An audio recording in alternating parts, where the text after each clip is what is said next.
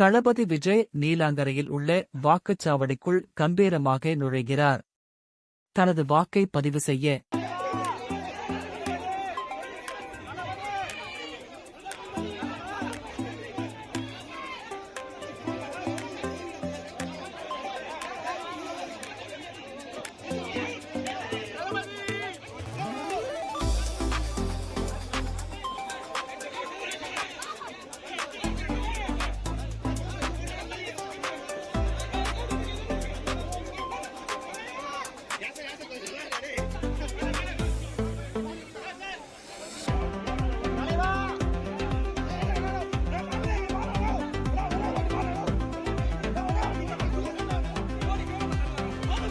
இப்போது நீங்கள் காண்பது தளபதி விஜய் நீலாங்கராய் பகுதியில் தனது வாக்கை பதிவு செய்கிறார்.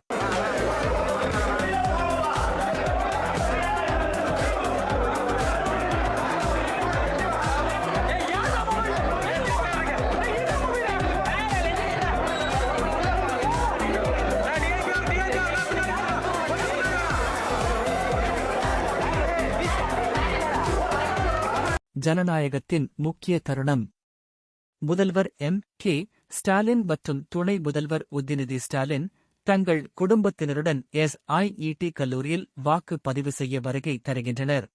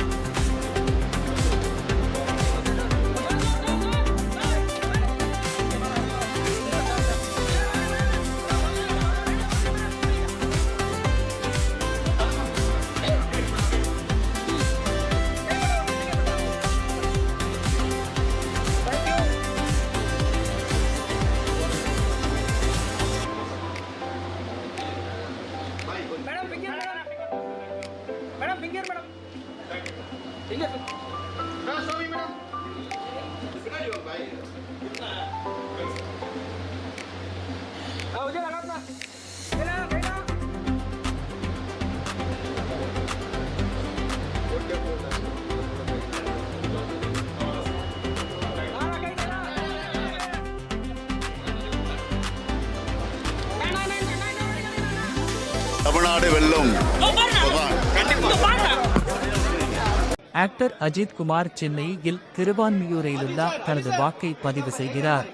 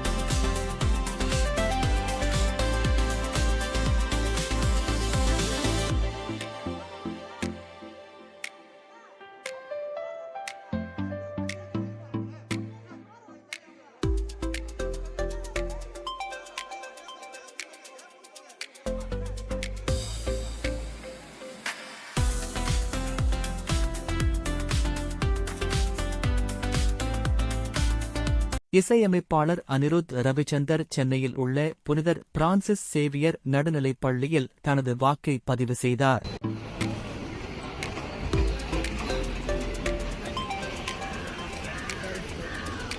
நடிகர் தனுஷ் சென்னையில் ஆழ்வார்பேட்டை உள்ள புனிதர் பிரான்சிஸ் சேவியர் நடுநிலைப் பள்ளியில் தனது வாக்கை பதிவு செய்தார்.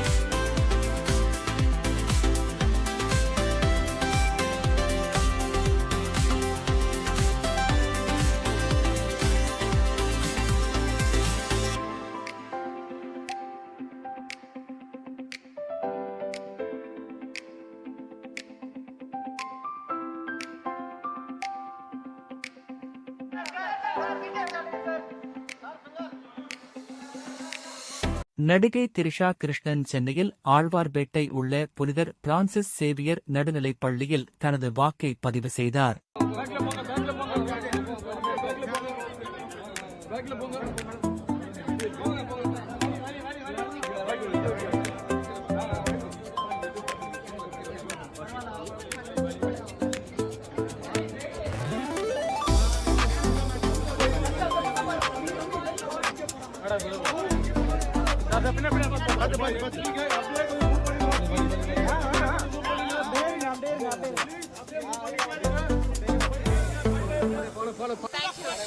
Please vote. Just go vote. That's your right. It's your duty. Please go.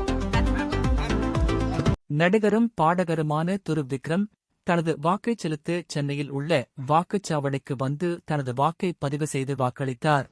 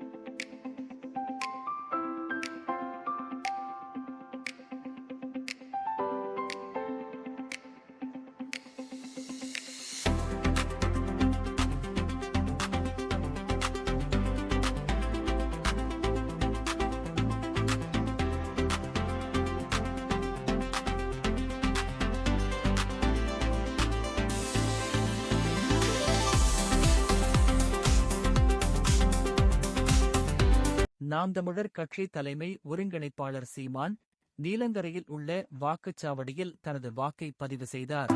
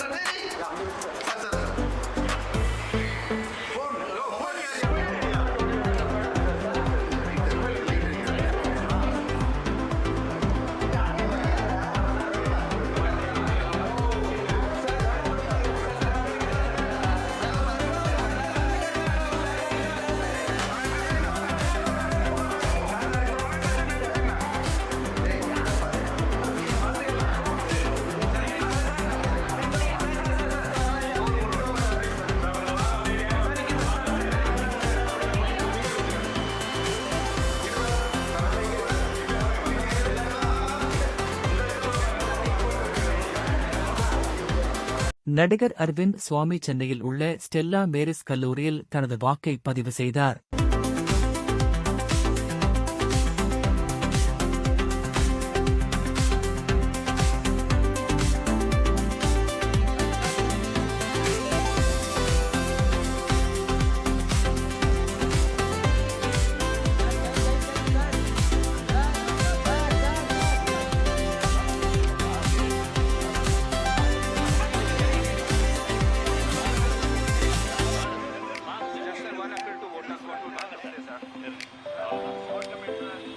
கோயம்புத்தூரில் பாஜக தலைவர் அண்ணாமலை தனது வாக்கைச் செலுத்தினார்.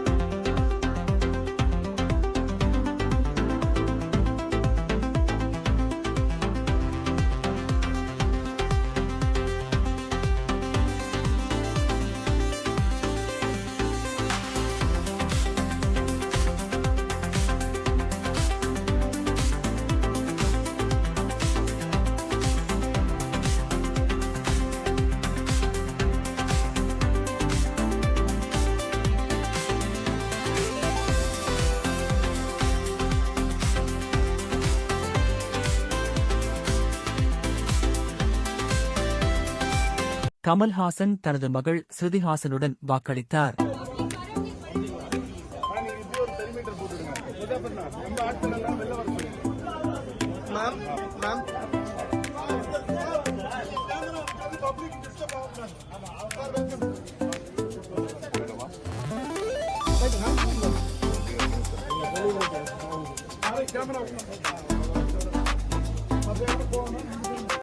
ராஜேந்தர் தனது வாக்களித்தார்.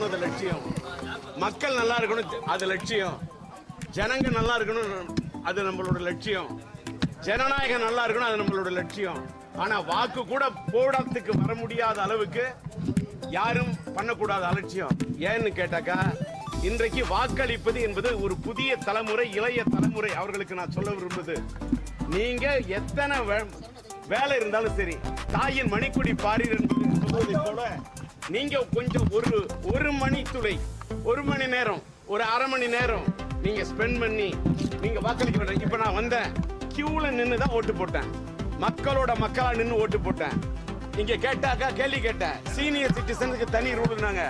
70 வயசுக்கு மேல இருக்கிறவங்க சீனியர் சிட்டிசன் அவங்களுக்கு போட்டுட்டு 68, 69 வயசுல இருக்கிற தாய்மார்கள்லாம் கஷ்டப்படுறாங்க. அதெல்லாம் கேட்கறதுக்கு யாரும் இல்ல. அதெல்லாம் நீங்க கவர் பண்றதும் இல்ல. மீடியான்னு சொன்னா எதை கவர் பண்ணுமோ அதை கவர் பண்ணும். ஆனாங்க இங்க ஒரு சைடு நின்று ஒருத்தர் எனக்கு ஒரு சைடுல ஒரு சைடு எஃபெக்ட் டிடிஎஸ் மாதிரி கேள்வி கேட்டாரு. இந்த தேர்தல் நீங்க எப்படி பாக்குறீங்க? தேர்தலை பாக்குறேன். மக்களோட வாழ்க்கைக்கு ஒரு தேர்தல் ஏற்பட வேண்டும் பாக்குறேன். இன்னைக்கு ஓட்டு போட வந்தது மக்களை பாக்குறேன். வயதானவர்கள்லாம் அவங்க வீட்டுல இருந்து புறப்பட்டு கஷ்டப்பட்டு கியூல நின்று அந்த ஓட்டு போட்ட அந்த பெரியவர்களை பார்க்கும்போது, அந்த ஜனங்களை பார்க்கும்போது, இன்னும் ஜனநாயகம் இருந்து கொண்டு இருக்கிறது என்று நினைக்கும் போது இறைவனுக்கு என்னுடைய நன்றி. எல்லாம் வல்ல இறைவனுக்கு என்னுடைய நன்றி, அந்த கடவுளுக்கு நன்றி, அந்த கருத்துக்கு நன்றி. ஆனா எனக்கு ஒன்னே மட்டும் புரியுது, ஏதோ இந்த ஓட்டு பிரியுது, யாருக்கோ ஏதோ ஒண்ணு சரியுது, மக்கள் மனதுல ஏதோ ஒரு விஷயம் பத்தி எரியுது. இது மட்டும்தான் இந்த தேர்தல் எப்படி பாக்குறீங்கன்னா நான் அப்படிதான் பாக்குறேன். இங்க ஓட்டு போட்ட அந்த கூட்டத்தில் இளைஞர்களை நான் தேடுறேன். இளைஞர்கள் முகம் கொஞ்சம் இருக்குது. இன்னும் இளைஞர்கள் ஒருவேளை வேலைக்கு போயிருந்தா மறக்காம மத்தியானமா வந்து ஓட்டு போடுங்க. எனக்கு ஒண்ணே ஒண்ணுங்க, நான் இதை பதிவு பண்ணிட்டு தான் போவேன். பதிவு பண்றத உங்களுக்கு வாய்ப்பு இருந்தா போடுங்க. ஏன்னா என்ன பேசினாலும் சில பேர் அதை அப்படியே போடுறீங்க, சில பேர் மாத்தி போடுறீங்க. மேலும் வீடியோக்கள் மற்றும் சமீபத்திய அப்டேட்களுக்காக தமிழ் வேர்ல்ட் ரிப்போர்ட் சேனலை சப்ஸ்கிரைப் செய்து ஃபாலோ செய்யுங்கள். நன்றி.